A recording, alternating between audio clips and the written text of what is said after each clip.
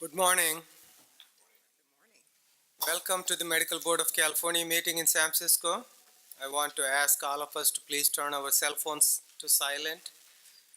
You may notice the board members accessing their laptops during the meeting. They're using the laptop solely to access the board materials that are in electronic format. This is an official business meeting of the Medical Board of California. As such, disruptions to the board's business will not be tolerated. We have a designated time on the agenda for public comment and ask for public comment on each item. I ask that you be respectful of the need to conduct the board's business. Should anyone disrupt the meeting, I will ask the person to conduct him or herself in such a manner that permits the board to transact its business. This meeting will be available via teleconference. Individuals listening to the meeting will have an opportunity to provide public comment and will be assisted by a moderator who will be facilitating the teleconference process. For those members of the public participating via teleconference, please wait until the moderator has introduced you before you make your comments.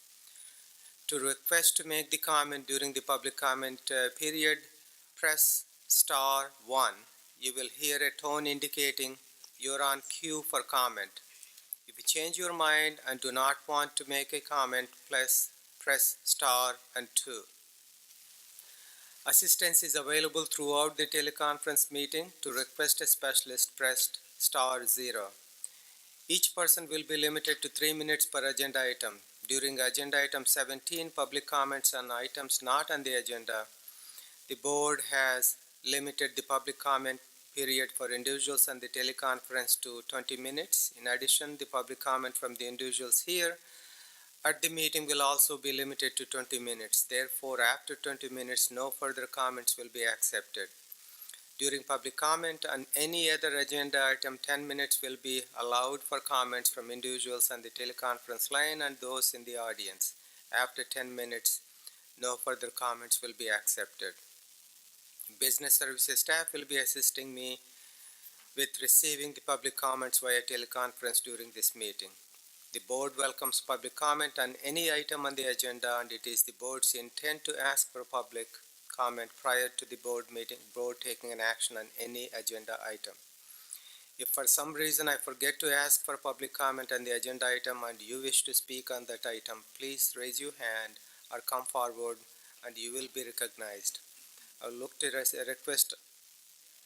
to request all speakers complete their presenter slip so I can call you by name at the appropriate time and that the record of this meeting can be full and complete. However, this is voluntary. Please give the speaker slips to Ms. Stoof. Ms. Stoof, thank you. I'll do my best to call upon everyone who has supplied a slip for the agenda item and recognize those who wish to make a last-minute comment.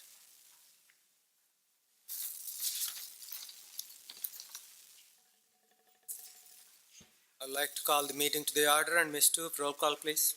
Dr. Bolott. Judge Feinstein. Present. Dr. Hawkins. Here. Dr. Kraus. Here. Ms. Lawson. Dr. Levine. Here. Dr. Lewis. Present. Ms. Pines. Here. Ms. Sutton-Wills. Here. Mr. Wormuth. Here. Ms. Wright. Here. Dr. Yip. Here. Dr. Gonadev. Here. Thank you. We have a quorum. Thank you. We'll go to agenda item 17 with the public comment and then go back to agenda item 14. So public comments on items not on the agenda. I got a few slips. First one is Mahfouz Michael, MD. Dr. Michael, come. Should I sit down?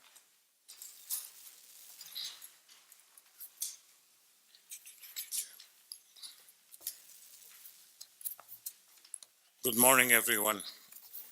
Should I start? Yes, go ahead, please. Thank you. My name is Dr. Mahfouz Michael. I've been practicing medicine for over 35 years in Southern California. I'm the founder, owner, and medical director of Clinica Medica San Miguel, a group of clinics within the greater Los Angeles area, which serves over 1,000 patients a day and about 300,000 patients a year. Through my practice, I have learned of my many health disparities that affect the communities I serve. Much of my patients are of the Latino community, which suffers from high rates of heart disease, hypertension, diabetes, and obesity. Because of this, I founded the San Miguel Foundation, which aims to provide health programming to local communities. Aside from my medical practice, I found that the number one key to prevention is education and awareness. Throughout my years as a practitioner, I have been recognized by President Clinton, the state of California legislators, and the county and city of Los Angeles for my work in our community. I am here today to stress the importance of having community clinics that are actively engaged with the people and the neighborhoods they serve. Clínica Médica San Miguel is the main healthcare provider for many of my patients, and I plan to continue providing affordable services and community programming for a long time. I urge the medical board to support Clínica Médica San Miguel and other community clinics like us so that we can continue doing the good work we do. Thank you very much for your time. Thank you. Thank you, Dr. Michael. Thank you. Next one is Marian Hollingsworth.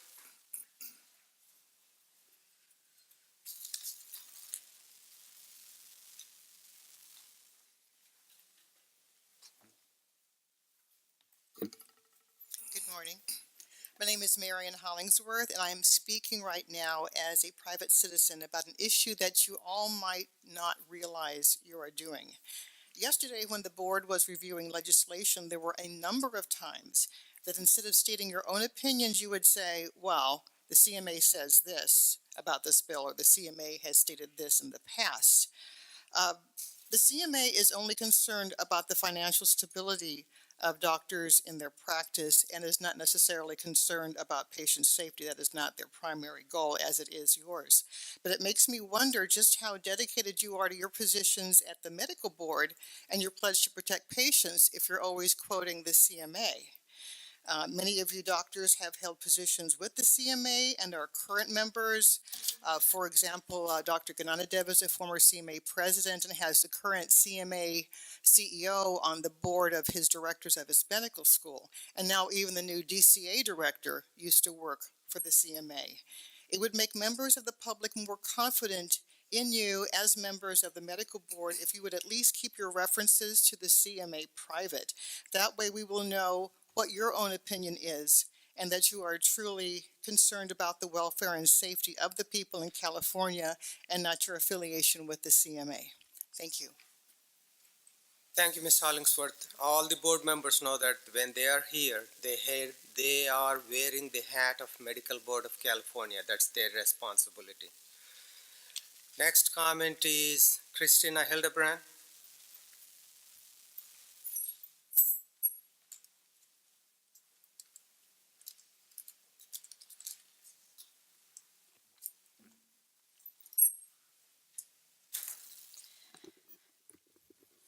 Good morning. My name is Christina Hildebrand. I'm from A Voice for Choice Advocacy. I sat here about a year ago and I asked you specifically to stop the witch hunt on doctors who are writing medical exemptions under SB 277. Unfortunately, I come here today to tell you that not only did you not stop that witch hunt, but you've now become a part of it. And that is very, very discouraging to the patients of California. I know this is a touchy subject. I know it is something that, many of you, I'm sure, believe that vaccination should be for absolutely everyone, but it's not. If you look at any vaccine package insert, it states severe side effects, and they're not 1 in a million. They're much more common than that. I look at your mission statement, and it says to promote access to quality medical care through the board's licensing and regulatory functions. I look at the number one physician mantra, which is do no harm. There's research out there that says that it takes 17 years from when research is done and finding is made for it to become practice. 17 years. That's in medical journals, shown, proven. If it takes 17 years for research to become practice, that means that much of the research that's been done in the past 5 to 10 years is not in practice yet, unless doctors are looking at that research and really doing their own research and bringing it into their practice. So when you have these doctors who look at vaccinations and look at the individual child and look at the risk to benefit ratio, you have doctors who are giving medical exemptions based on the latest research coming out of Europe, coming out of Israel, coming out of many places that is associated vaccines and aluminum adjuvants with autoimmune disorders. And they're giving medical exemptions based on genetics, based on other testing that they're doing, which isn't common testing, but they're doing it. Many of these doctors have been, I would say most of these doctors have been sent a letter in the last few months, weeks, from the California Medical Board, stating that they know that they're giving out medical exemptions, that you want them to ensure that their files are up to date and in compliance with SB 277, which I can guarantee you, having worked and advocated with many of these doctors, they are, but that you're not going to do anything right now, but you're watching them. That's intimidation. That's unprofessional. And it's not what should be happening in our state. And I ask you to stop. I ask you to stop intimidating our doctors that are doing the right thing, that are really looking at each child individually, that are looking at children whose brothers and sisters have had extreme reactions or have even died from vaccines, and therefore they're giving medical exemptions. So I ask for you to really look at your practice. I understand your licensing and your regulatory facet of it, but you should also be supporting the doctors and the patients of California in being able to write medical exemptions as they see fit, which is what SB 277 states. Thank you. Thank you, Mr. Hildebrand. Any other comments from the audience here? Any comments on the phone?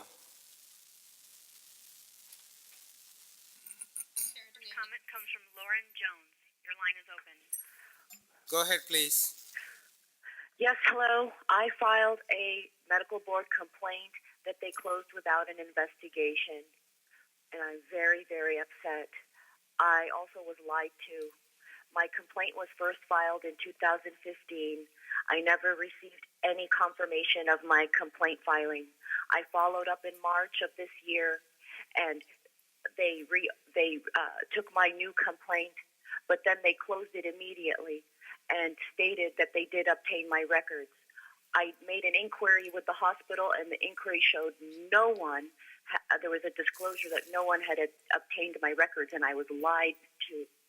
I believe the hospital and the surgeon that destroyed my spine bribed the medical board to not discipline them or investigate them. I firmly believe that's what's going on, and there's a conflict of interest and fraud at the cost of destroying patients' health and lives.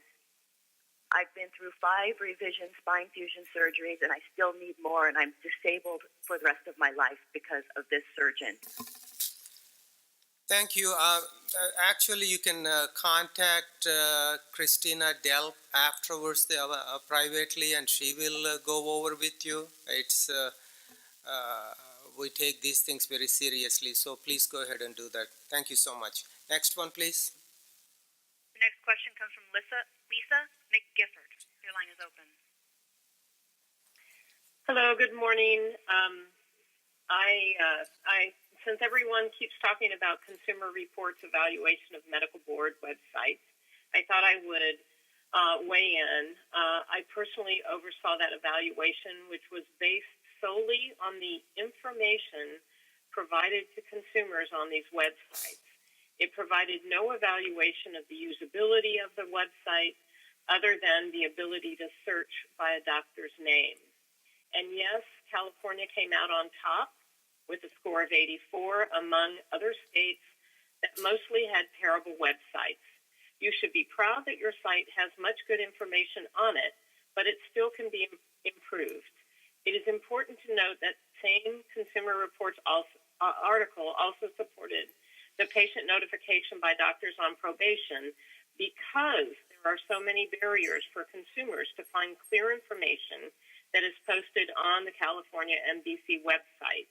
The information is there, but it was very hard to find.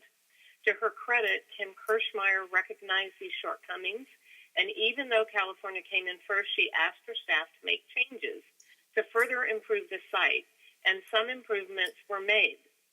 Kim also heard our concerns about shortcomings in the physician profile, and that has led to changes in the current Sunset Bill to include a clear statement up front on the profile about the status of the doctor's license.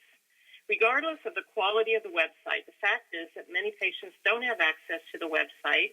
Think about elders, people without resources for continuous access to computers, and people who speak languages other than English. Currently, they can only consult the website or call the medical board offices, and they would have to check that site every time they go to the doctor. So please continue to improve the site and support direct notice to patients of doctors on probation for very serious misconduct that clearly violates their profession's ethics and standards of care, and recognize that these patients of these doctors have a right to know, and that you still have many improvements that you can make on your website. We look forward to working with you towards that goal. Thanks. Thank you, Ms. McGifford. Any next one? The next question or comment comes from Eric Andrus. Your line is open. Hi, good morning. I just have to correct something, Dr. Gananadev, with the caller that called in earlier, Lauren. She's already spoken to Christina Delp. Christina Delp has lied to her. She's the one that told her to that they had a signed release form for her medical records, and they don't have that because Lauren called UCLA and found out that they have not sent the medical board any records. So she's already spoken to Christina Delp, and Christina Delp has given her misinformation. So once again, I need to question why the topic of Kerry Webb and others breaking the California Public Record Act has not been put on the agenda. I asked for it at the October 2016 meeting and again at the April 2017 meeting. It's actually in the minutes. I looked. Is there some reason the board wants to ignore a serious issue of their own staff attorney breaking the law and not making the board be as transparent as they possibly can be? I would think that Judge Feinstein would be particularly interested and up in arms about this. The medical board has been sued by at least one other person for breaking the Public Record Act law. So once again, I would like the board to take this matter under submission and deal with it. If you don't want me bringing it up all the time, you'd think you'd want to research it and deal with it once and for all instead of ignoring a member of the public. You need to understand that not only your opinions count, ours do too. But I know Dev likes to sit there and make faces when I call in to try to make me look not credible. It also appears that unless I file a Public Records Act request, Kerry Webb no longer responds to my emails. Kimberly Kirkmeyer never responds. I guess she thinks she's too important to deal with the public. Conversely, Christine Valine did an excellent job last week answering some of my questions for me. I need to know who to contact to get questions answered if Kerry is going to refuse to do so. Also, question, when the board withdraws an accusation, why does it not explain on the withdrawal document why it was withdrawn? How can the public make sure the board is doing its job properly if you hide information like that? There's no accountability when you keep information from the public and no recourse to hold the board accountable if purposely keep information from consumers. I hope you're all enjoying my weekday emails and tweets to the state legislature detailing how the board is not protecting the public properly. If you're not getting my emails, let me know. I know Judge Feinstein isn't getting my emails because the address she used on her Form 700 for conflicts of interest does not work for some reason. I asked Kerry Webb for an updated email address, but again, she refuses to respond. I hope you've all had a chance to look at our new website where we're logging all of the medical board's disciplines against doctors. We've currently entered 714 doctors and are working backward in time. Soon we'll be able to run our own reports and compare them to what your purports to say. And I won't have to pay over $1,000 to find out all the sex offending doctors in California, something that Kerry Webb has worked so hard to keep from me. Also, public documents will never disappear on our website like they do on Breathe. The website is located at forpatientsafety.org. Unlike Please all of conclude you, your we truly comments. do have patient safety as our only priority, not protecting bad doctors ever. Thank you. Thank you, Mr. Andrist. Any other? There are no more questions in the queue at this time. Thank you. That closes the public comment. We'll go to item 14. That is update on disciplinary demographic task force, Dr. Cross and Ms. Wright. Thank you, Dr. Ganadev. As reported at the last meeting, the goal of our task force is to evaluate claims of discrimination and the findings of the CRB demographic study in order to proactively prevent bias in any and all processes of the board and any actions of anyone who may be involved in the investigative or disciplinary processes. We are happy to report that the board has identified a vendor to provide the implicit bias training. This training will be both in person and also via webinar for those that cannot do the in-person training. The board is in the process of working with the Department of Consumer Affairs to get the contract complete. The training is going to provide specific information on the board's enforcement process as well as information on subconscious bias. The training will include a few case studies as well. The hope is to have the training completed by the end of this year. In addition, we would recommend that this training be repeated every 2 years. On July 12, 2017, myself and Dr. Krause met with the representatives from the Golden State Medical Association and an attorney who knows the board's enforcement process from the physician's perspective. The meeting was intended to receive any additional information that could assist the board in identifying issues within the board's enforcement process. During the meeting, we discussed that certain information should be removed from the complaint, investigation, and prosecution process. This was discussed at the last board meeting too. As stated, this information would be any information identifying the medical school the licensee attended or the location of the postgraduate training that was received. The board is working on a memo to the Health Quality Investigative Unit and the Attorney General's Office regarding this policy change. Ms. Kirschmeyer has already met with management at both HQIU and the AG's office. However, a written policy needs to be released. Once that is implemented, the board will meet with the Office of Administrative Hearings on ensuring this information is not included in the proposed decisions either. This meeting was very helpful and allowed us to hear concerns from the association and interested members of the public. We are thankful for the association bringing these concerns to the board, and we are hopeful that the changes we are making will improve the board's enforcement process and remove any factors that could lead to unconscious bias. Are there any questions? Thank you, Jimmy, and thank you, Ms. Wright and Dr. Cross for really a lot of hard work, and where the entire board appreciates your work. So, any questions from the members? Dr. Hawkins. Just briefly, and I echo the work you've done and other members of the board. So this will actually happen by the end of the year. We're not really sure about the rollout of. So we actually have good news. Our contract actually just got signed by the vendors. So we're actually looking at the in-person training in September, and then we'll be getting out the webinar to everybody so they can take it between September and then the end of the year. Our plan is to have it completed by the end of the year. Who will be required to go through this training? Literally everybody involved in the process. So it'll be from the entire board staff, then through to the medical consultants that do the central complaint unit review. It'll be all the investigators, all of the experts that do the review, the board members, the deputy attorney generals who prosecute our cases. And then we're going to look at the Office of Administrative Hearings because they actually already have implicit bias training. That actually is kind of some of how we got the information that we received about it. And I think their training is actually as good as what we're going to be getting. So they may not be required or, asked to do it. We can't require them to because they already have it. But so everybody that's involved in the entire process. Great. Again, I want to commend the board and the task force for reaching out to some of the organizations that spearheaded the demographic study. Thank you, Dr. Hawkins. Any other questions or comments? Any comments from the audience? Comments on the phone? The next comment comes from Dr. Khadija Lang. Your line is open. Go ahead, please. Good morning. I would like to take this opportunity just to say that Golden State Medical Association is very pleased to see that our comments and our concerns are being heard and are being given the appropriate attention for something as important as this.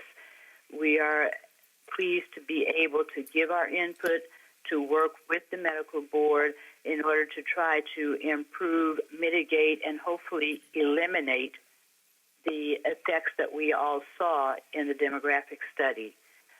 We believe that the items that have been discussed by Ms. Wright just now are good first steps for us trying to help, quote unquote, level the playing field. The main concern is to try to decrease any discriminatory effect in the process so that California consumers are not deprived of quality practicing physicians because of any type of bias, conscious or unconscious. And therefore, we applaud the efforts that are being made, and we believe that these are good first steps. And we are on record as being willing to continue working with the board and trying to help give input that gives a better understanding of the actual practice of medicine, especially in some of the types of clinic settings that many of our members are working under to provide medical care and service to some of the poorest of our state's beneficiaries. Thank you. Thank you, and thanks for all your help meeting with our people. Any other comments? There are no more questions or comments in the queue at this time. Thank you. So that ends the item 14. We'll skip the item 15, that is the update on physician assistant board. Apparently they had no meeting, and also Dr. Bishop is not here. So we'll go to item 18, presentation on the Naturopathic Medicine Committee, Dr. Field and Ms. Mitchell. And actually, Ms. Mitchell is not here with them. It's actually Dr. Levy, who's the, I believe, vice chair of the committee.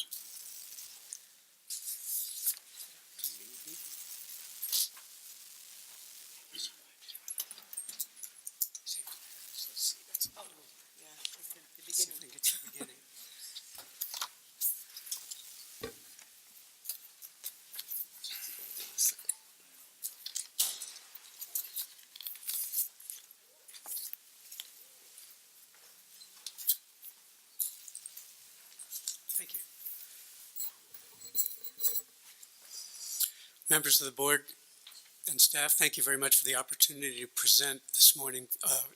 I'm Dr. David Field. I'm the chair of the Naturopathic Medical Committee under the Osteopathic Medical Board of California.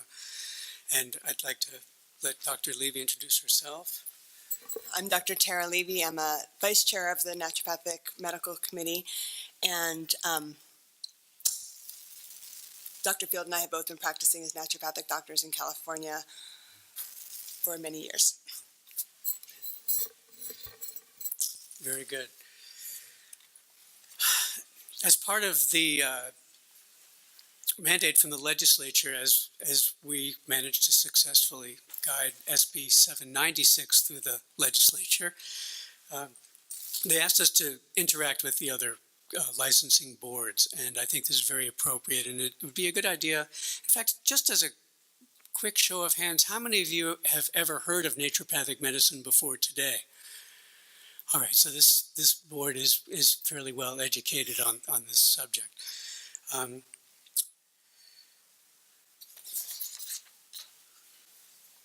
Look at that. So we're going to go through a few topics today, and I'd be most interested in taking questions if you have anything like that. The Naturopathic Doctors Act contributes some definitions, such as what is naturopathy, what are naturopathic doctors, and we'll go through these with you. As you can see from the slide, naturopathic medicine is a distinct and comprehensive system of primary health care that uses primarily natural methods and substances to support and stimulate the body's self-healing process. California first licensed naturopathic doctors in 2003. We are the 13th state to regulate the practice of naturopathic medicine. Naturopathic medicine has been regulated since the early 1900s in Connecticut, Washington, and Oregon. Continuous regulation. There are currently 17 states, and I believe we just added 2 more states since this slide presentation was prepared. So there are almost 20 states, including the District of Columbia, Puerto Rico, and the U.S. Virgin Islands, that do regulate naturopathic medicine. The title granted in most states is naturopathic physician, and when the bill when the original licensing act was being debated in the early 2000s, the title, in terms of a compromise with the conventional medical community, the author removed the title physician from the bill, and the title naturopathic doctor is what the legislature determined was the appropriate title at that time.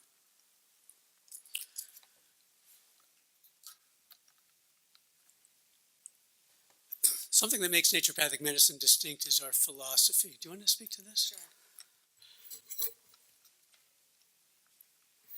So our purpose here today is to basically educate all of you a bit more about what we do, how we practice in California specifically, so that we can work best together as the Naturopathic Medicine Committee and the Medical Board in protecting Californians and getting California access to the appropriate types of medical care. We have a basic philosophy that is unique and distinct, which is why we have our own form of medicine. Naturopathic medicine follow these 6 principles, and first, do no harm should look familiar to all of you, right? So we're utilizing the least methods and medicinal substances that minimize risks of side effects, using the least force necessary to treat our patients. Our goal, generally, when we work with our patients, is to identify and treat the cause. So that's always our first. That's always our goal. We often do treat symptoms just as, just to get to where we need to go. But our goal is to try and treat the cause of illness. Doctor as teacher, the word doctor, as you know, comes from the Latin word docere, which means to teach. And so we spend a lot of time in education. Our visits tend to be a little bit lengthy in that we spend a lot of time talking and educating patients, both about what they're experiencing, but also in terms of what we are recommending. We do a lot of work on lifestyle and diet and things that patients can do to help support themselves in their health care. We treat the whole person, so we're looking at treating individuals and looking at all aspects of a person. So while there are naturopathic doctors who do specialize in particular areas of practice, many of us work as family care doctors, and where we are looking at everything that's going on for a person. So we're going to talk about their sleep and their stress and their diet and their home life, as well as their stomach issues and their hormones, and kind of get a full balance as to what's going on for an individual. And then our primary work is in prevention. Our goal is to help prevent chronic disease and help prevent some of the issues that we see that plague people as they move through life. And so we work a lot on helping to keep people well. The training of, slides. So the training of naturopathic doctors is really quite similar to the training of a conventional medical doctor. In fact, the first 2 years, we emphasize the basic sciences. We are trained in a variety of complementary and alternative therapies, including conventional medication and drugs, because if a patient comes in on a high blood pressure medication, we need to understand what that medication is doing with the patient before we make suggestions ourselves regarding diet and lifestyle and such. We're trained in minor office procedures, things like doing suturing, removing skin tags, benign lesions, etc. We're trained in naturopathic childbirth attendance. In other states, naturopathic doctors attend childbirth independently, in hospital, without physician supervision, because we are trained as primary care and obstetrics attendants. We're trained in hormone replacement therapy. Now, the legislature in 2003 granted naturopathic doctors the right to independently prescribe hormones, natural and synthetic. So this is part of the Practice Act. By the way, we also may administer epinephrine to treat anaphylaxis, which is very wise. It seems like that if someone has the skill to administer a life-saving medication, that one should be able to administer that medication. We're trained in herbal and homeopathic medicine. We're trained in clinical nutrition and diet. We use vitamins, amino acids, minerals, enzymes, nutraceuticals. We practice physical medicine, including exercise therapy, hydrotherapy, massage, body work, and naturopathic manipulation as part of our practice.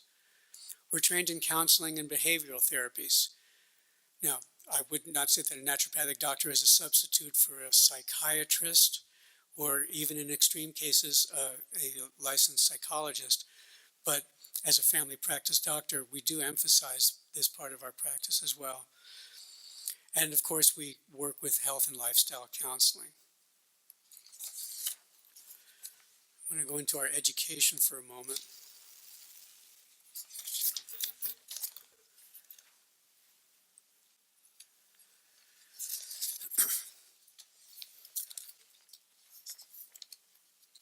In order to become a naturopathic doctor, a candidate would need a bachelor's degree from a regionally accredited school, just like going to medical school. You can't just walk into medical school with a high school diploma.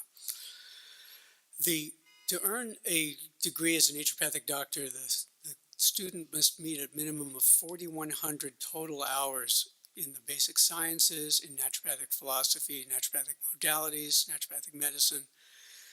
We have 2,500 hours of instruction and a minimum of 1,200 hours of supervised clinical training.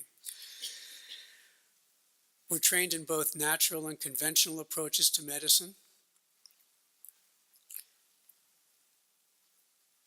And we are required to complete at least 72 hours of pharmacology in school, and we must complete a minimum of 20 hours of pharmacotherapeutic training every 2 years as part of our continuing education. And if I'm not mistaken, I think this requirement surpasses the requirement for the medical doctor and for the licensed osteopathic physician as well. Naturopathic medical schools are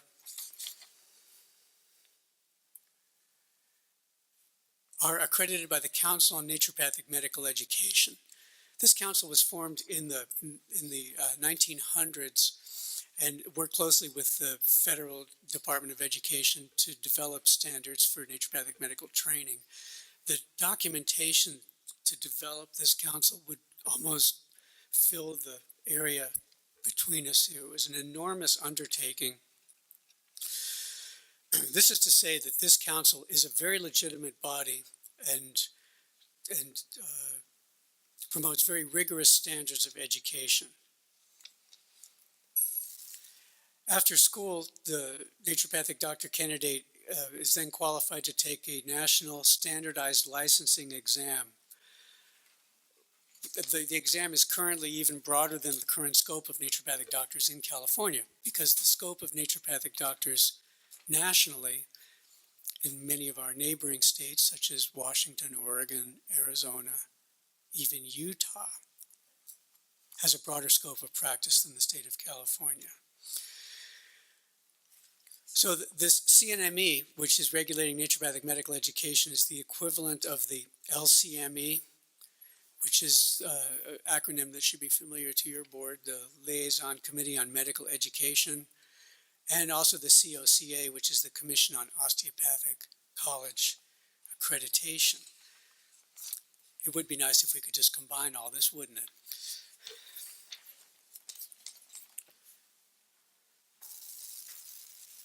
This is a brief review of the various standards of naturopathic medical education. Just by way of personal history, before the profession had developed this national naturopathic physician's licensing exam, or NPLEX, when I attended school in the early 1980s, the Oregon Board of Naturopathic Examiners subcontracted with the Oregon Health Sciences University. That's their equivalent of UCSF or the UCLA Medical School. Contracted with them so that our students could sit in the 2-year basic science boards. So as I took those boards, I was flanked by future thoracic surgeons and neurosurgeons and gastroenterologists and proctologists and even dermatologists. I will say that I did score a 99 on the anatomy portion of the board. I don't know what question I missed, but by way of indication of the level of our education, that we would qualify to sit for a basic science exam with our medical school peers.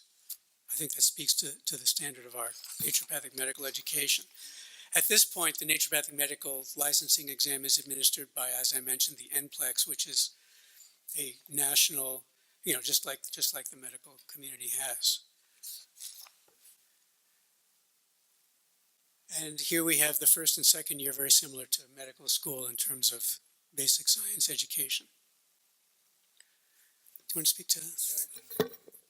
As we move through our education, the first 2 years, as I mentioned, are basically the same as the conventional medical education and focusing primarily on basic sciences with some naturopathic therapeutics. And then the third and fourth years, while we're focusing more on therapeutics, we also move into clinical work where we work side by side with licensed physicians and do patient care. Fourth year, we're doing primarily patient care and getting most of our clinical training. If you look at the comparison of the basic science educations, this is a chart that we use when we talk to state boards and work on licensure. You can see the comparison of the naturopathic, allopathic, and osteopathic medical schools. And this comes from the Journal of Family Practice, where you can see the number of hours in each of the educational systems for each of the main basic sciences. This is how our boards are, this is why our board exams for the first 2 years are so similar to those of the conventional medical school boards. So we do have a two-part NPLEX exam. As Dr. Field mentioned, the first part is the basic sciences. We take that after the first 2 years, similar to the other conventional medical professions. And then the second part we do after our graduation, after 2 years, which includes the clinical science examinations. It's a 3-day exam, rigorous as one might imagine, and nationally administered. In order to get licensed in California, as well as any of the other states, you must pass this exam. So the reason that all of us are in this room is because it is our mandate to protect the public safety. And this is why the legislature saw fit to regulate the practice of naturopathic medicine, because prior to 2003, anybody in this room, any citizen of California could just put up a little plaque on the wall that said they were a naturopathic doctor, sometimes accompanied by a little certificate from a mail-order degree mill. And this was the environment that the legislature was faced with until that time, which did cause public harm. There were people that referred to themselves as naturopathic doctors, and aside from several cases of outright harm, of morbidity and even mortality at the hands of these practitioners, there is always the risk of substitution harm, a concept with which you're all familiar, where a patient would seek care for a condition where there is a known treatment regimen that would be successful, but the patient seeks other care, substituting this other ineffective care for effective care. In any case, let's discuss the safety records of naturopathic doctors. The Naturopathic Medical Committee, we've been around long enough now that we would start to see some actions against licensees if there were issues of safety, and we rarely receive complaints against licensees regarding the safety of their care.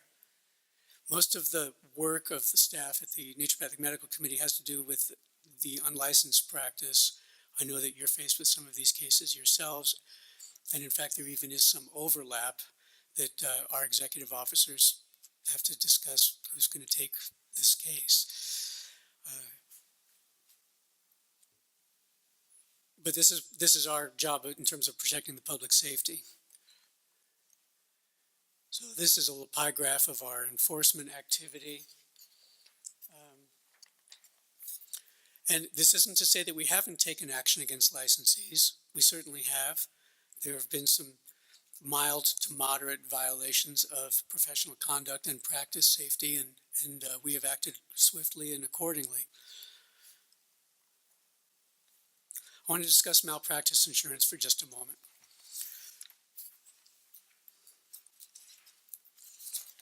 Everybody's favorite topic in this room, I'm sure, especially if some of you are in the OB world.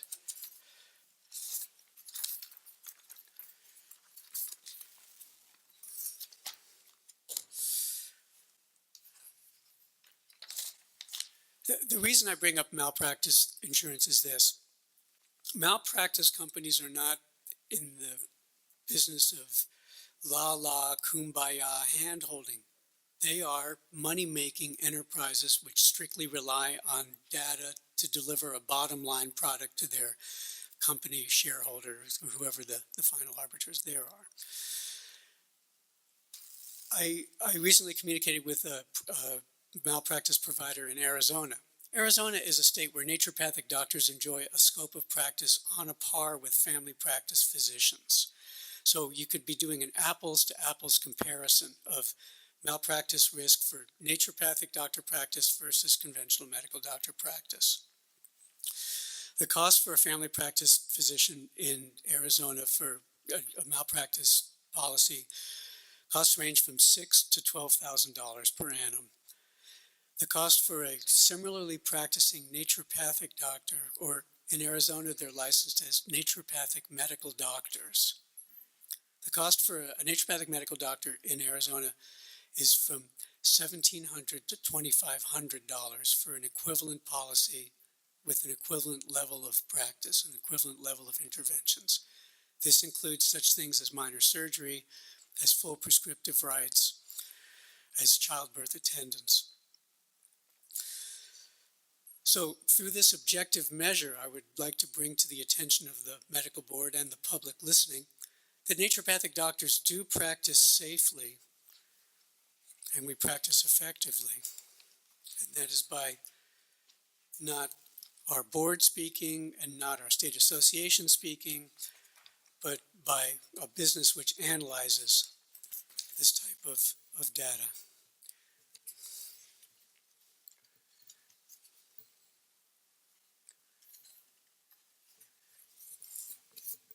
The issue of drug formulary has been brewing in terms of both our regulation and then in the legislative arena for many years, ever since the original act was passed. Do you want to speak to this? Sure. So when our law was passed in 2003, as part of our compromise to get our bill passed in the first place, a study was mandated in the legislature to look at adding a more complete formulary to our law. Currently, in other states where naturopaths are more fully licensed, as per our training, the regulatory boards allow independent prescribing of all Schedule 3 through 5 substances, all legend drugs, hormones, and natural substances such as vitamins and other nutrients. Currently, the committee is in a process of developing an exclusionary formulary here in California, and we had a committee advisory council that has been put together that consists of medical doctors, pharmacists, and naturopathic doctors to establish this exclusionary formulary. We are currently hoping to put legislation through to expand the current prescribing scope of naturopaths in California. Currently, our prescribing rights, independent prescribing rights, are limited to hormones and natural substances.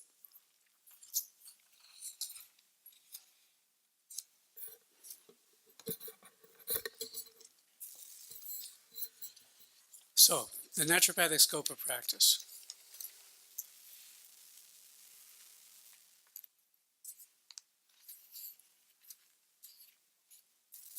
As Dr. Levy mentioned, most states allow independent prescription rights, and we also have the right to performing minor procedures. This comes from the fact that in some of these states like Washington and Oregon, in many of the underserved rural areas, naturopathic doctors were the only doctor for tens or hundreds of miles. And when little Johnny slices his arm open on the lawnmower, if the naturopathic doctor can perform a minor procedure and keep little Johnny out of the ER or the ED, that would be a useful thing. I recall getting stitched up by a doctor in his office when I was a little kid. And I would like to see that kind of practice be able to return. The legislature also mandated at the time in 2003 that a minor office procedure committee be formed to report to the legislature. And these reports, both the Formulary Committee and the Minor Office Procedure Committee, these reports have been delivered to the legislature. And I guess we could speak as collegial boards. We know that the legislature doesn't always deliver our what we need, but I'm not here to badmouth the legislature. I'm happy that they passed our Licensing Practice Act in 2003 so that we can continue to serve the public to prevent harm. I'd like to state that I look forward to working with the medical board in the future regarding our joint mission, which is protecting the public safety. And Dr. Levy and I would be happy to take any questions. Thank you both. I'll ask the board members any questions or comments. Yeah, Dr. Lewis. Yes, well, I can tell you that I've learned 99% more about naturopathic medicine than I did prior to your talk here, so thank you very much for that. I have 4 questions. I'll try to be very brief. You gave a comparison chart about education, and it's nice to have comparison charts where there's more hours here and less on here, but sometimes it's apples and oranges.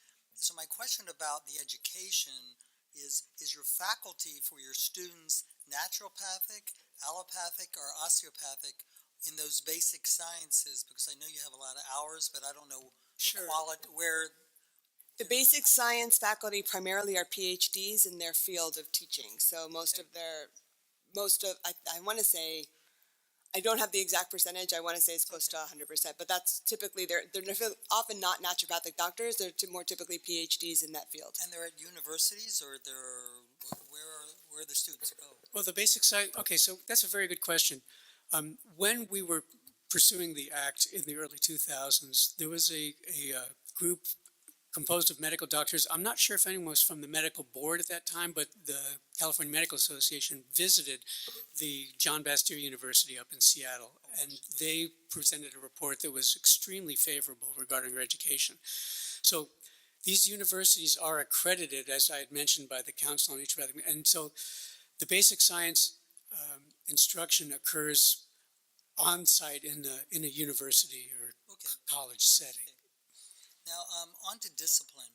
I really don't understand that well the disciplinary process. When I last looked up in the BMP code, maybe 3 or 4 months ago, because I had an inquiry from a colleague who was concerned about some naturopathic prescribing habits. I see that you're still under the osteopathic board for discipline. How do your patients know where to go if there are complaints or concerns about the treatment they have received? Sure. The Naturopathic Medical Committee we are, in terms of an organizational chart, we are under the Osteopathic Medical Board, but we, as a committee, we are authorized to act independently, and we do perform our own discipline and disciplinary actions. The Naturopathic Medical Committee maintains a website. We were also one of the 5, I believe it was, beta testing boards for the BREEZE system. So we devoted, from our committee, there were hundreds, if not thousands of hours of time that went into that. But if a member of the public does have a complaint, just like they would look up the Medical Board of California, they can find the naturopathic, if they type in Naturopathic Medical Board into the computer, they'll get to the government website, and right at the very top it says, file a complaint. We have a link to that. So. I looked at that website, and I can tell you I had a difficult time finding it. So, because I tried to help this person out, do you have a requirement where you post in an office that if you have concerns or questions like we do for our patients, this is the website, this is the number? Do you have that requirement? I wish I could speak. to say honestly, I don't know that we have that requirement. But, I can say, I remember this came up at our last board meeting, actually, this exact comment, this exact topic, because it's not within our regulations, but we plan on making it part of our regulations. So it's being addressed as we speak. Okay, because I think that would be, Yeah. More for We're consumer aware. protection and just That's right. be people Absolutely. aware. No, we favor consumer clarity, access, transparency. So thank you for bringing that up. Okay, and thank you thank you for for the reminding me, response. Dr. Thank you very much. Thank you, Ron. Dr. Kraus. I very much appreciate your being here. I think we have a great opportunity under the Department of Consumer Affairs to do a better job in the future working together to our common goal of protecting Californians.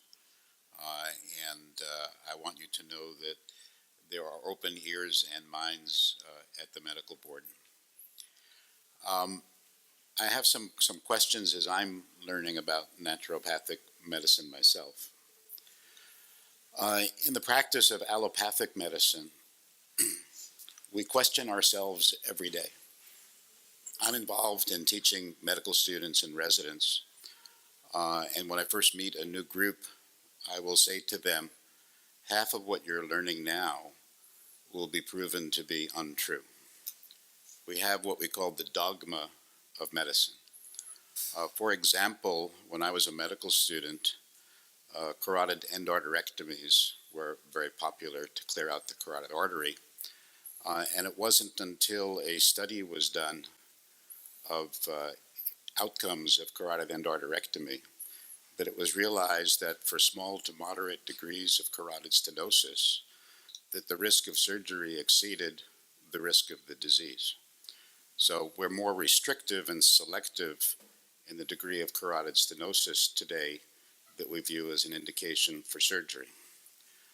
We adhere in challenging ourselves to that which we call evidence-based medicine, and the purest test of that is what we call a prospective double-masked study, where we compare the outcomes of therapies with like groups of patients with treatment versus placebo, or treatment of a new variety versus treatment of an old variety. Does naturopathic medicine do the same? Does it challenge itself and believe in seeking evidence for the treatments which are recommended? The answer is it an emphatic yes, and then an even more emphatic yes. Kind of like, Avis having to try harder. We, in terms of such things as nutritional intervention or botanical intervention, the interventions that we make are based on evidence. And in fact, some of the evidence comes from your own journals. The Journal of the American Medical Association publishes articles that are germane to naturopathic practice with regards to either behavioral or nutritional or even herbal interventions. Constant self-reflection within the profession and with each doctor, I think that's a very, very important key, is that we all are practicing this way. We have very rigorous continuing education requirements as well, which brings up the latest evidence that you're referring to. By way of anecdote, I was musing with the founding president of our national association. We just had our national meeting a few weeks ago in Arizona. When we were first having these meetings, the gala dinner presentation was some grain-based mash, with a few vegetables on the side, and because in 1984 that was considered the greatest diet was the vegan diet or vegetarian type thing, grain-based, whatever. As dietary knowledge has progressed, we realized that may not be the best diet for everyone. So our current gala dinner features more of a protein with less carbohydrates and more vegetables kind of thing. Just an aside. But to that point of, are we going with evidence-based medicine, that is one of the cornerstones of the teaching and the practice in naturopathic medicine. And I do want to add that each of the medical schools has a research arm, some more robust than others, but there's research happening at all of the naturopathic medical schools right now looking at a huge variety of things. There's oncology institutes, there's institutes looking at pediatrics, there are people looking at all different types of medicine and how best to integrate some of the therapies that we use with disease and health. Thank you. Thank you. Dr. Levine. I'm just wondering, I'm curious, and you may not have this information, do you have a sense of the sort of the practice organization of the naturopathic physicians in California? 1 to 2 doctor practices, larger groups? Oh, sure. And what the total number of naturopaths? How many do we license currently? 8 something? Well, I think we've issued slightly over 800 licenses in the 13 years, I think, since licenses have been, maybe it's 12 years since we've been issuing licenses. I believe, it would be nice if Rebecca was here because she has those stats like in her brain, but it's more or less 800 and something licensees, 200 or so of which are either lapsed or inactive at this point. As to whether people are practicing as solo practices, group practices, under the supervision of a physician. And Dr. Levine, I didn't want to interrupt you, but I do want to correct you. We are naturopathic doctors. I can't say naturopathic physicians here. But I appreciate the respect. Dr. Levy, she knows a little bit more about the business models in California. Well, I would say probably, and I don't have this statistic, so I don't want to, don't take this at my word, but I believe most doctors in California and throughout the country are practicing as solo practices or in small group practices with other naturopathic doctors. There are a number of doctors who practice in integrative settings with medical doctors, osteopathic doctors, chiropractors, etc., acupuncturists. There are some doctors who practice in institutional settings, so they're practicing in, not as much in California, but particularly in states where we have a wider scope of practice, they're practicing in, for example, Cancer Treatment Centers of America have naturopathic doctors at all of their sites that are practicing in their institutions, and there are some other county health centers in places where we have bigger, broader scope of practice where naturopaths are practicing side by side with their medical doctor colleagues. Do you have any sense of the 600 active naturopathic doctors, their geography within the state? Well, we are widely distributed. There are, of course, there are more doctors practicing in the urban areas just in terms of population. I guess if we could develop a population density map and a doctor density map, that would be interesting. It's been the goal in terms of providing regulated naturopathic medical care to Californians that we be able to serve in some of the underserved areas. And there are some doctors who are performing that payoff of their student loans by serving in rural clinics and such. But we have doctors throughout in every county of the state and in most communities that I can think of. Dr. Yip, and then Dr. Hawkins. Thank you for coming today. It's very educational. Just 3 questions. One is that what is your opinion that you give to your patients about vaccination? And also, are you, quote unquote, allowed, entitled to give exemption for vaccination? We are not. Did you say exemptions for vaccinations? We're not we are not able to give medical exemptions currently under the law that passed last year. Only medical doctors and osteopathic doctors are able to give medical exemptions. We practice very individualized medicine. I do personally in my practice, I do a lot of pediatrics, and we are not able to give vaccinations in our practice. It's not part of our current scope. And I recommend that people talk to their primary care pediatricians about their plans around vaccinations. And we do encourage people to have those conversations, and we will help people make plans around vaccinations, and we can provide support if they're concerned about side effects and things like that, but we leave that conversation or those decisions to be made with their pediatrician. So you do not recommend yes or no, you just say go to talk to your patient. I can't speak for every naturopath out there, so just like with medical doctors, I wouldn't expect you to be able to do the same, but as a policy, we don't have any policy against vaccinations in the naturopathic profession. The other thing is that in medical profession, the strict research and FDA on medication. I do believe in medicine, as I'm Asian origin. But I can see there's no industry or government regulation as to the quality of those herbs and natural medicine. Is there a movement among your organization to push for that, to put more regulation, quality control, certification for those products? Sure. It's a we're moving into the arena of politics because the fact that nutritional supplements are not regulated by the FDA, that's a result of actions by the U.S. Senate over the last 30 years, where they passed the Dietary Health and Safety Act, which, in terms of the politics making strange bedfellows paradigm, Senator Orrin Hatch is my best friend in the Senate.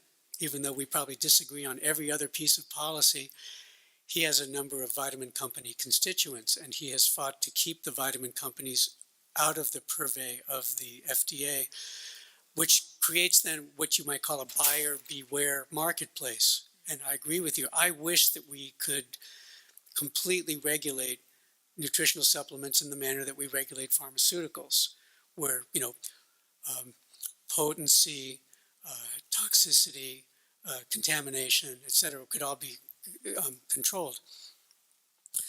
What the marketplace has done is that the competition in the vitamin industry has created a quality ladder, and companies are racing to the top of the ladder, and everybody now talks about, presents independent laboratory corroboration of their, what's in their vitamin products.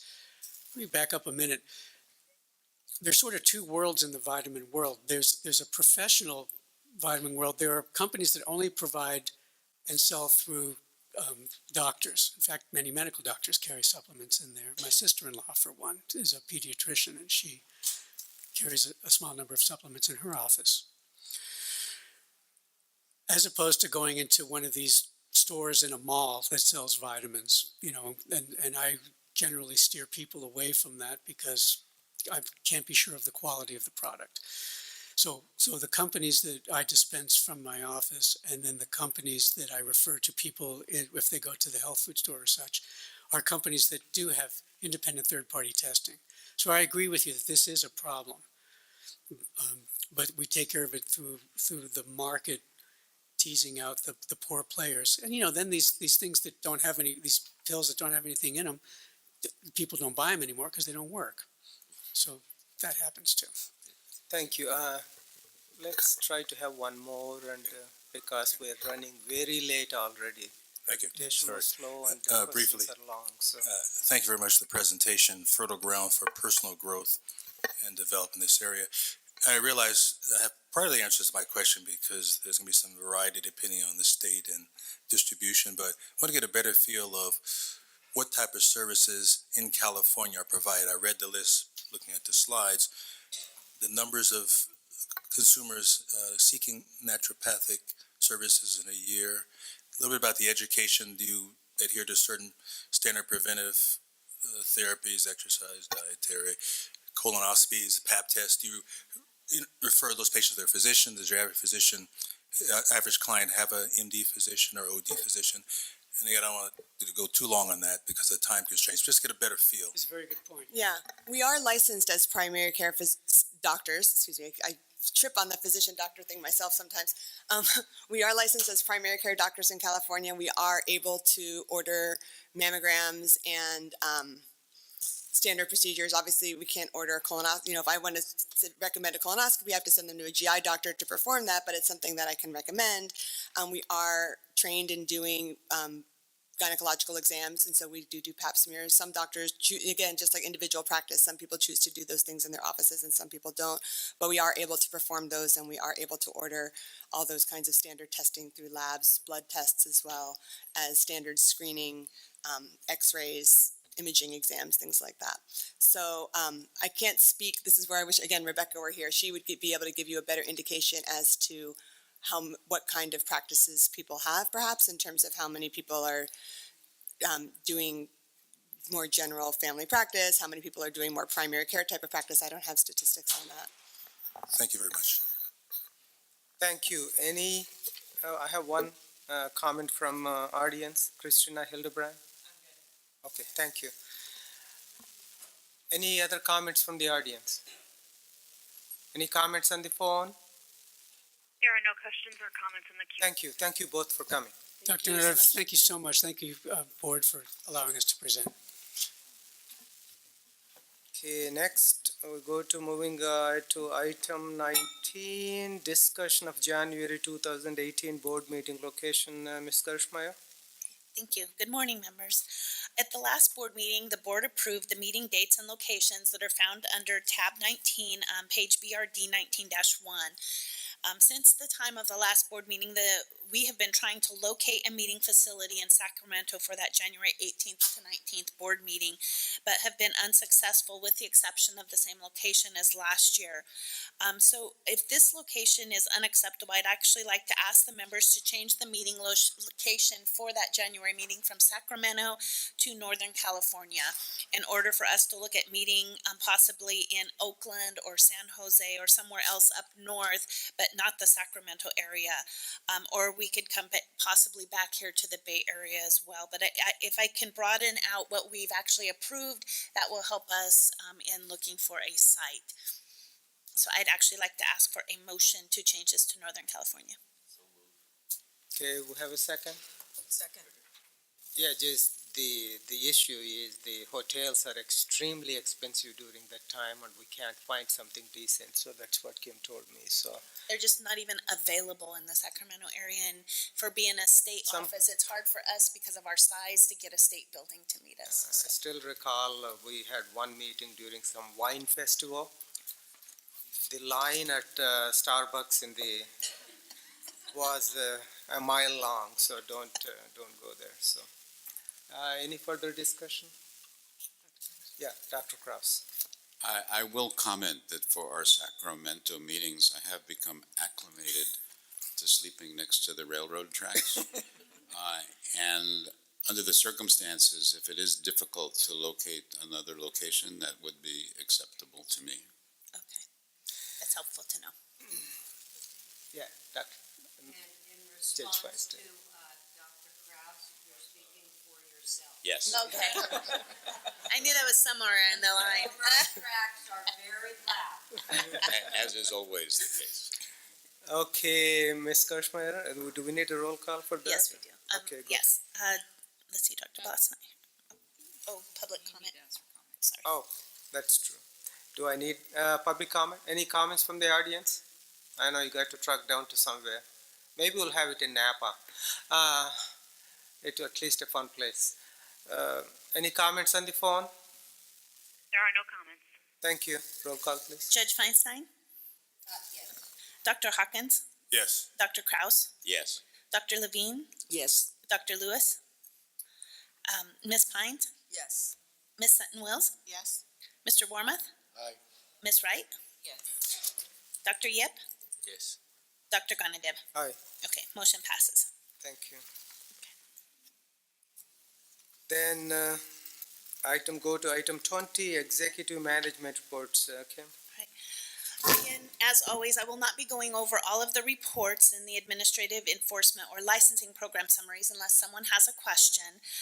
Both of the licensing and enforcement reports have statistics, and I do just want to highlight a couple of statistics from this year since we actually do have, for the most part, the end of the 16-17 fiscal year numbers. It's important to note that we received almost 10,000 complaints this year. Back multiple years ago, we actually were in the 10,000s for receiving complaints, but a large majority of those were notice to intents and citations for change of address. And actually, when we had our enforcement monitor report, we said, why are we counting these of complaints? We pulled them out, it dropped our numbers down, and now it's interesting that we're actually back up to that large number again with actually all legitimate, true complaints. In addition, we issued almost 500 more licenses than the year before and received over 8,000 applications. So those are just some noteworthy statistics. I would like to draw your attention to page BRD 20A-4, which is actually the board's budget as approved for fiscal year 17-18. This was actually what was in the governor's budget. It does include 3 new positions for the medical board, which were approved through the budget change proposal process, as well as DCA-related budget change proposals. So for the board, it added 2 enforcement staff in our central complaint unit, and then the 1 staff to implement that physician health and wellness program. For DCA, it actually approved funding to continue the BREEZE system and then some staff for DCA's solid training unit. On pages BRD 20A-5, that's our fund condition, including repayment of the board's outstanding loans. So I can tell you that for 16-17, we did actually receive our $6 million loan back, so that is now in our fund. And so we still have the other $9 million that's still outstanding, but it is projected to be returned to the board. Again, it does show that we will be close to our fiscal year at the end of 16-17. We don't have an actual picture yet because we do have to wait till we get month 13. It's always usually a month or a month and a half behind at the end of the year to get those final data in. And then we will be expected to be within our mandate at fiscal year 18-19. Over the last quarter, we've actually been doing a lot of presentations, including some I've done with actually some of the board members. These presentations, again, are usually on the board's roles and functions, in particular the enforcement process. These presentations have been very helpful, and we really want to ensure that we are able to provide these presentations to any organization that requests some of the board. So we'll be looking to do more. I have several scheduled in the next quarter, and I'll be reaching out to individuals if they want to help me on any of those presentations. Again, I don't want to repeat what Dr. Ganadev said yesterday, but we did end the fiscal year in licensing unit with 28 days for initial review, which is just outstanding and a huge achievement. On pages BRD 20A 17-23, I've actually included a report from the California Department of Public Health, or CDPH, on the End of Life Option Act. As you all know, that this bill passed actually in June 9th of 2016. That was the effective date of it. It had passed earlier than that. And this report actually covers from June 9th, 2016 until December 31st, 2016. Future reports will actually cover a full calendar year, but this one's only that short time frame because they had to have it in by July. A few statistics actually from the summary I would like to point out. There were 191 individuals who received prescriptions for aid in drying drugs, and of those, 111 individuals actually passed away following ingestion of those prescriptions. 87% of these were for individuals 60 years of age or older, with a median age of 73. 96% had health insurance, and 84% were receiving actually hospice or palliative care. 59% had an underlying illness that was identified as cancer, and the breakdowns in there. Neuromuscular disorders such as ALS and Parkinson's was the second issue, and it was accounted for about 18%. And the cancer ones, obviously, lung cancer was the top one and breast cancer was the second. And you can look at the report for that. After the last board meeting, the board heard at the last board meeting, they heard a presentation from Dr. Bazo on the aging physician. And I was actually asked by some members to provide a breakdown for our licensing statistics for individuals and for the licensing population for the physician age. Those statistics are actually found on page BRD 20A, 24, and 25. So this includes the same information on the 2 slides. It's just in a different format. As you can see, several physicians, while they may keep a current, renewed, and active license, have indicated on their survey that they are actually retired. And again, there are about 25% of individuals we don't hear from on their survey, but of those we heard of, that's the breakdown there. But they may have not completed the survey, so it's indicated on the chart too. You can see on the chart how many have not completed, how many we actually believe are still renewed and current and practicing, and then the top number there in that bar graph are those that actually completed the survey and said they were retired. So that's the age breakdown that individuals wanted to see. Then on pages 20E 1 to 3, that's an update from the Health Professions Education Foundation and Stephen M. Thompson Loan Repayment Program. Something important to note is that there's actually a new executive director at that HPEF. Linda Onstead Atkins retired, and now Norland Asbrick has been appointed as their new executive director. This is actually really good news for the medical board because actually Miss Asbrick and Jennifer and I work very closely together in the past on other issues, and she has been there for a while, so it's nice that we have that relationship with them. And she's actually going to be coming, if it's approved through the board president and vice president, to come and do a presentation at our next meeting on HPEF and the outreach that they're doing. In my report, I provided a brief update on the issue of overprescribing psychotropic medication to foster care children. However, since that report, I've actually received more information I wanted to pass on to you. In the report, I stated that we were still waiting for information to be sent to obtain the authorization for the medical records. However, we did send self-addressed stamped envelopes to the Department of Social Services in order to expedite the return of those forms. And the Department of Social Services has identified the information needed to send the letters to the youth and their social worker. And per DSS, they actually anticipate the first round of letters being sent out by the end of July. As you know, this has been a long and tedious process to try to get these medical records, but we are definitely a step farther than we have been over the past at least year. So of the 86 cases we identified as physicians who may be inappropriately prescribing for those 86 individuals, 47 of the patients are currently over 18. So we're going to have to go directly to the individual themselves, and 39 are under 18. So of those 39 cases under 18, 33 of the cases will actually have to make direct contact with the county social worker and their county council to determine if there is an appropriate adult who can be contacted to consent on the child's behalf to authorize the release of the records. If we can't obtain that, we're going to have to actually get a juvenile court order. And so Ms. Webb has been intricately involved in the process with DSS on this issue. For the members' information on pages 20G 1 to 15 is actually a report recently released by the Federation of State Medical Boards on duty to report and share of information. I would just recommend that you take a look at that. And then the last thing I wanted to talk about is the board's strategic plan. As you all know, this is our year to do our strategic plan, and our planning session with the Department of Consumer Affairs Solid Unit is scheduled to take place at the October board meeting. They've actually requested that we set aside a whole day for that strategic planning. So I don't know if the board members would rather do that on Thursday and we could do panels on Wednesday before that.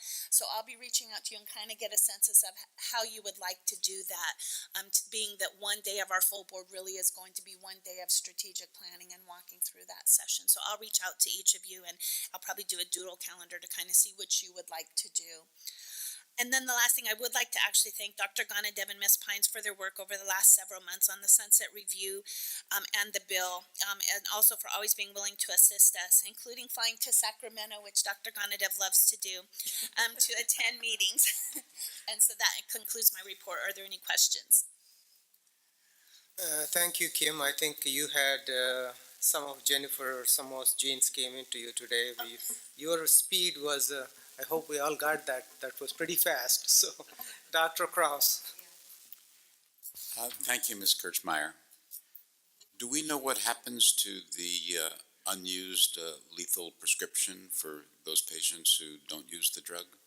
So in the actual End-of-Life Option Act, and I want to look at Ms. Simoes because I think there was, she may need to come up and assist me in this, there was language in there that talked about them needing to provide the unused through the proper maintenance, or any unused through the proper disposal of those drugs. Ms. Webb's looking at the law there. That's correct, right? It talks about that. Now, there is a provision for it, and I can get it to you as soon as I find it here. And then the follow-up question would be, is that law being followed? That we would probably not be aware of. One thing, though, that in Oregon we actually found from just hearing from them is that those the individual may not have passed away yet. They may just be holding on to them until the point where they truly decide that that is the decision that they want to go through with. So even though you have that number, there's a number in here as to how many individuals passed away that had received the drugs but actually passed away before they took them, but it's not that high of a number. So you might have a large number that still has those drugs in their home. They just have chosen not yet to take them. But yeah, we wouldn't know about the unused and Dr. Hawkins. Do you know when we'll get some advanced information about the strategic planning? Not necessarily the date, but just information, yes, there structure. will be. Actually, part of the whole strategic planning process is that the board members actually will receive a survey that they will complete. It also goes out to other interested parties on what they believe the board should be looking at. It's kind of a whole SWOT analysis for those of you that have been through the strategic plan before. And so they'll be looking at strengths, weaknesses, threats to the board, and all of that is based on input from the members ahead of the time of getting to that meeting. So. I have the code section that discusses it. It's Health and Safety Code, section 443.20. Thank you. Dr. Levine. Small thing. On page 24 of your report, the bar graph on the current and renewed license age distribution, can't see the numbers because it's black on dark blue. Oh, no, okay. So for future, pick a lighter color. Lighter color, got Thanks. it. Dr. Krause helped me in putting it together to test your eyes. I need a... We'll talk to an ophthalmologist. Okay, any other comments? Any comments from the audience? Comments on the phone? No comments on the phone. Thank you. Going to the next item, update on the implementation of physician health and wellness program, Ms. Kirschmeyer. I don't really have a large update for this. It's really just that we are still working on the regulations to implement the program. As you heard yesterday, it appears that at least one of the uniform standards may change, but at this time, Ms. Webb and I have really talked about this, and we've discussed this, and due to the lengthy regulatory process, we believe we should continue in the process, and we hope to present the regulations actually at the October board meeting for the members to review and approve before we submit them to DCA, because the process has swapped now where we have to approve them and then they go to DCA before we can actually post them for publication. But we do want to have another interested parties meeting, so we plan to do that between now and October after Ms. Webb releases those, so they can be reviewed one more time by interested parties meetings. The regulations that come before us will have to comply with all of the uniform standards and the laws that have been presented. So Ms. Webb, if you have... And suspecting that there was going to be some movement to take a look at those uniform standards to update it with current technologies for testing. That's been part of the discussion. Is, as you know, it's laborious to do these types of regulations on a topic of this nature. So that's going to be part of the discussion, is the timing on this, but we are moving forward with drafting because there's a lot of different areas involved. And we will, the other thing is we will have the opportunity, as always, if there's something does change with the uniform standards, we can bring it back through the process to the board for a modification and then go out for a 15-day amendment. Depending on what the change is, if it's significant, we might have to do longer than that and go through it again. But that's kind of where we are at this time, unless there's any questions.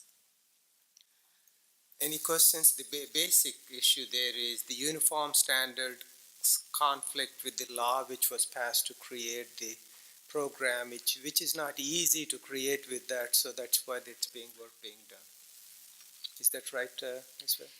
There's not a conflict. It's that a physician health and wellness program would have to comply with the uniform standards, and there's tension with what some groups believe such a program should do, early intervention, and the uniform standards demand that even if you have self-referred, that violations, including minor through major violations, are reported to the board. So there's a lot of tension, Yeah, but it's, not a conflict. yeah, it's what I meant was that in the people who got the law passed, there was an issue. The reason it was created was for a separate reason. So we'll continue to work on. One of these days, we'll get it done. Any public comment? Comments on the phone? No comments on the phone. Thank you. We'll go to item 22, update, discussion, and possible action and recommendation from Midwifery Advisory Council meeting. Ms. Parva. Hello. Sorry I missed you guys at the end of April, but I was just about to get married. So I'm assuming that everybody has read my report that was in your packets. The only small update I have is that the licensed midwife annual report survey has been completed and I received those results. And so staff has scheduled a task force meeting for August 11th for us to figure out kind of what the go forward is on that. I need a motion to approve the following items for our agenda in August. A task force update on revisions to the licensed midwife annual report, update on continuing regulatory efforts required by Assembly Bill 1308, update on midwifery task force, update on the hospital transfer form, an update on midwifery related legislation that we're following this year, an update on the progress of the midwifery assistant regulations, our standard update on the midwifery program, and there's going to be a presentation from the community on the California Association of Licensed Midwives on public access to licensed midwife care, including the ability to consult and transfer. And there'll be an update on the California Community College Licensed Midwife Program, which is moving forward.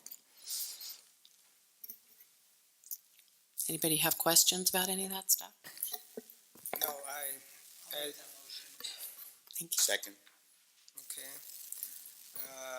Ms. Karshmer, this is what all we're going to do. Is that right? Yeah, no, that's perfect. Okay. Any questions?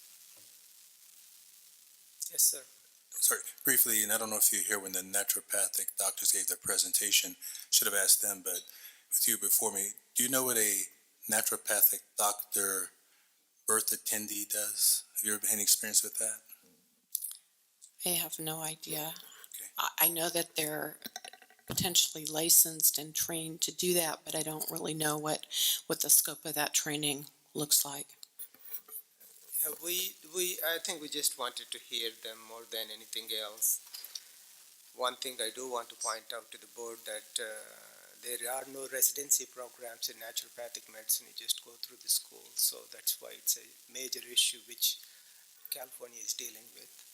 I would like to make one more comment regarding that.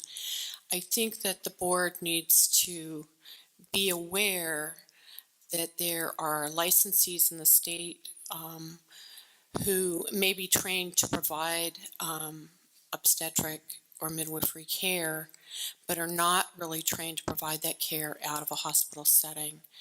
And licensed midwives are uniquely trained to provide care in an out-of-hospital setting, and it's a really different skill set.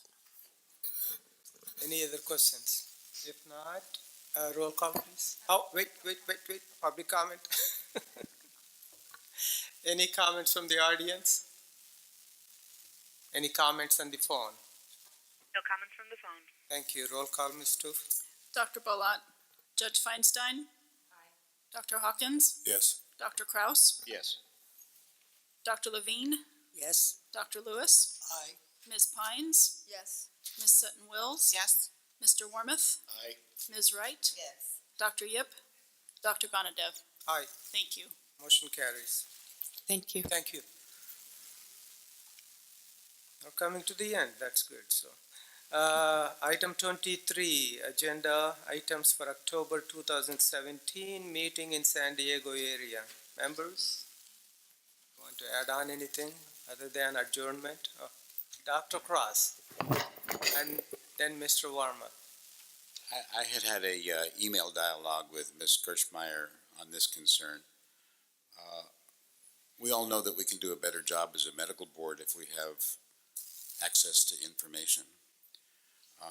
And hospitals and medical centers provide 805 reports to us if there is a finding in a peer review committee. But I'm concerned as to who supervises, investigates, or enforces the hospital to act when there are allegations of misbehavior. And if that falls under the purview of the Department of Public Health or some other state agency, I think it would be helpful for us to have a presentation from the supervising agency to tell us what the obligations are of medical schools, hospitals, and health centers regarding investigation of allegations, so that we can be informed as to whether or not the process is occurring as it should. I would second that. And that's something we can reach out to CDPH because they are the ones that review the hospitals, do the inspections, and so we'll reach out to them and actually have them come and do a presentation from their licensing and certification unit. Thank you. And you know also that our sunset bill has some things there which we can do. Kim, you can explain. Yeah, on the sunset bill, we did have a provision in there that stated if during the CDPH's inspection or their survey that they found that a hospital did not perform peer review, that they would have to notify or that peer review happened and someone was, there was a doctor who was in violation of the law, it didn't get looked at, they would have to report that to the medical board. That actually got taken out of the bill because of the opposition to it. And so it left in, though, that for 805.01 that we will be able to fine them if they don't send us reports on that. Because as you may remember, 805.01 is the predecessor in most instances for a 805 being filed, and we were finding that we'd get like 4 805.01s and 100 805s. So that meant that there's not reporting going on, and it could be just under education, and we need to do a better job of that as well. But having that fine on there, I think, will enhance the reporting as well, and that is still in the bill when our bill goes through. And you know that we do discipline the chief of staff if they are not reporting on time or are not at all reporting any peer review problems. And for those that didn't attend the enforcement committee meeting yesterday, one thing that Ms. Delp pointed out is we've changed our process with 805s drastically, and we're receiving those in-house. We're doing the subpoenas in-house now, and we're monitoring those to see if they should be an ISO, and then we're following up with them timely throughout the process. But one thing that we're also doing now that has been quite interesting for the hospitals is that when we get those, if they're like, depending on what it is, but if we're getting the reports and they're not full reports, we're writing back to them and saying you're not complying with the law. This does not include all of the detail. You need to provide the detail.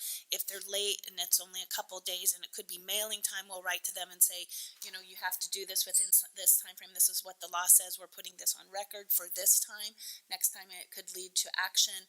And then if they are late, we are referring those to the Attorney General's office now for the filing of a notice of imposition of penalty to take action against the hospital. So our 805 process has drastically improved over the last 3 months with Ms. Delp. Mr. Warmoth and Dr. Krause. Well, first off, I wanted to thank the several board members for their solidarity vote yesterday, abstaining on the issue that came before us. At the same time, I recognize we're not doing our job of protecting the public by trying to hold a medical school to an issue that we have not clearly stated is an issue. So I would like to ask that the staff look at our guidelines for approval and consider the possibility of adding a look at the political climate of the location of the medical school, regardless of whether it's discrimination on race, sex, gender identity, or whatever the issue is, and clearly state that that is not an overriding factor, but it is a factor in our final approval. Okay.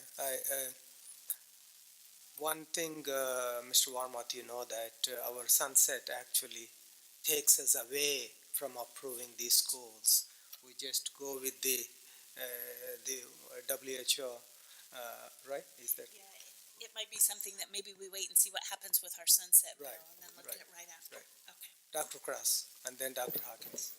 Another agenda item is if the Governor's Office approves, I'll be attending a Federation of State Medical Board Committee meeting in DC in September on stem cell and regenerative therapy, and I'd like to be able to report on that at our next meeting. Thank you. Dr. Hawkins? Briefly, Dr. Krause, thanks you for bringing this 805 issue before us. And I had to bring to the attention of the consumers that when Ms. Kirchmeier talks about the proactive nature of this 805 issues with hospitals, et cetera, that this is an example of how the medical board is being proactive in public protection. So I hope you put that on your asterisk of things that the board is doing as we try to protect the public. Thank you. Any other items? Any public comment from the audience? Comments on the phone? We do have a comment from Eric Andrist. Your line is open. Hi, I just wanted it on the record that Carrie Webb barked at me to sum up my comments this morning right at 3 minutes, but when Christina Hildebrand from A Voice from Choice Advocacy spoke, she let her speak for a full 4 minutes without interruption. Must be nice that the board can afford to pay Carrie, what, $500 an hour to sit on a stopwatch? Thank you, Mr. Andrist. Okay, next item is actually the adjournment. So move. Second. Okay, we're done. We don't need a vote for that, so.